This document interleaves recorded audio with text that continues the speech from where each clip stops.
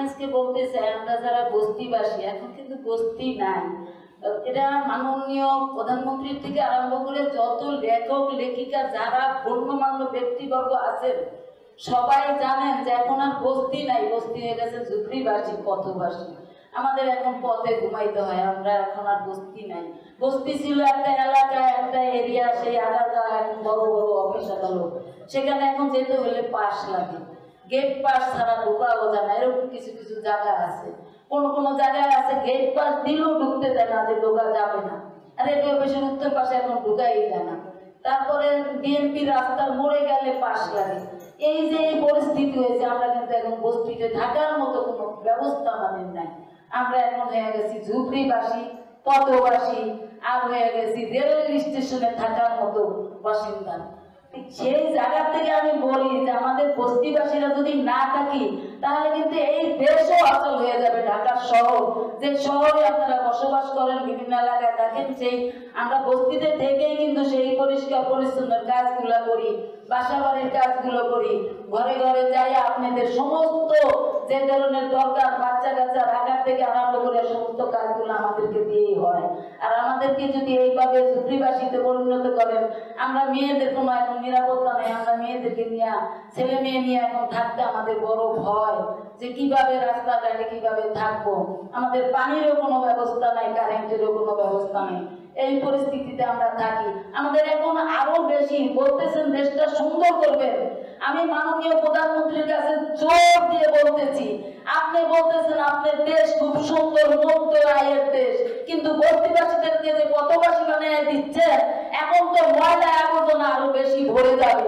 সেই জায়গায় আপনি দৃষ্টি দেন, দৃষ্টিকোণ থেকে আপনি দেখেন যে আমরা বস্তিবাসীরা কিভাবে আছি।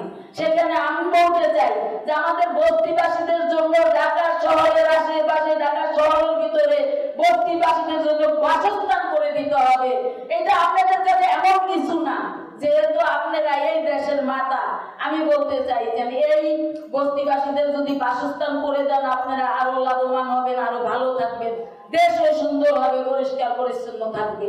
সেখান থেকে আমি বলতে চাই বাজেটে যদি আমাদেরকে না রাখেন, আমাদের জন্য যদি পুনর্বাসনের ব্যবস্থাই না করেন, তাহলে আপনি ঢাকা শহরে পরিষ্কার রাখবেন কেমনে? দেশ ডিজিটাল দেশ কিভাবে করবেন? এখন তো রাস্তাঘাটে মলত্যাগ করতেছে মানুষ, আমি যেখানে যাই পুরুষ মানুষ কোনো লজ্জাও নাই, তারা কি করবে? টয়লেট নাই, বাথরুম নাই। ওই যে সিটি কর্পোরেশন কিছু পাবলিক টয়লেট করছে, 10 টাকা হলে প্রস্রাব করতে পারবে, 15 টাকা 20 টাকা হলে বাথরুম করতে পারবে, বয়তে ওরা যায় না, আর 20 টাকা হলে খাবার খাইতে পারবে, সেখানে কিভাবে যাইব?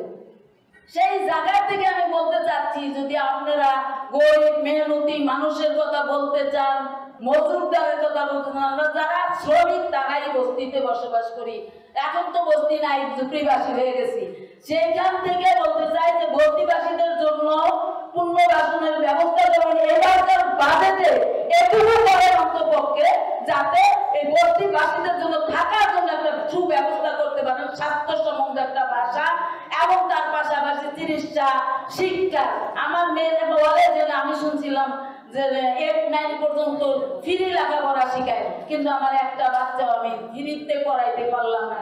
যেখানে যাই প্রাইমারিতে যাই আর হাই স্কুলে যাই, গেলে আমার প্রচুর টাকা লাগে, কত 15,000-17,000 হাতের নাগারের বাইরে, তারপর আমরা আর পড়াইতে পারি না। আমার ছেলেটারও আমি পড়াইতে পারি না, এখন মেয়েটারে নিয়ে হিমশিম খাচ্ছি।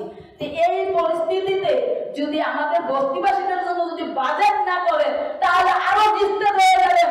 দেশ যত উন্নত করতে চান সেই উন্নত করা সম্ভব না, একমাত্র যদি শ্রমজীবীদের জন্য। আজকে কিন্তু যারা গার্মেন্টসে চাকরি করে তারাও পথে থাকতেছে, আজকে যারা ঠেলা গাড়ি চালায় তারাও পথে থাকতেছে। সেই পথবাসী বানাইয়া যদি আপনি মনে করেন দেশ ডিজিটাল হবে, কখনো সম্ভব না। এই মানুষদের জন্য বাসস্থানের, সুচিকিৎসা ব্যবস্থা, যে মৌলিক 5টা অধিকার আমাদের আছে, সেই অধিকার যেন আমাদেরকে দেওয়া হয়, সেই আশা ব্যক্ত করি আমার কথা আমি শেষ করতে চাচ্ছি। এই জন্য সবাই খুব কম ভালো ভালো মানুষ যারা আছেন কথা বলবেন, সবাইকে ধন্যবাদ। আমি চাই কানা চাই 2 চোখ, আমি চাই আমার বাসস্থান, চিকিৎসা, শিক্ষা, বস্ত্র, আমার খাদ্য, এই 5টা মৌলিক অধিকার আদায় করবে দিবেন, এটাই আমার দাবি। আমি কারোর কাছে ভিক্ষা চাই না, আমরা কাজ করবো, আমরা টাকা দিয়ে নিব, প্রয়োজন আমাদের কাছ থেকে টাকা নিবেন, কিন্তু আমাদেরকে জায়গা বরাদ্দ করে ঘর করে দিবেন, এই দাবি রেখে আমার কথা শেষ করলাম। সবাইকে ধন্যবাদ।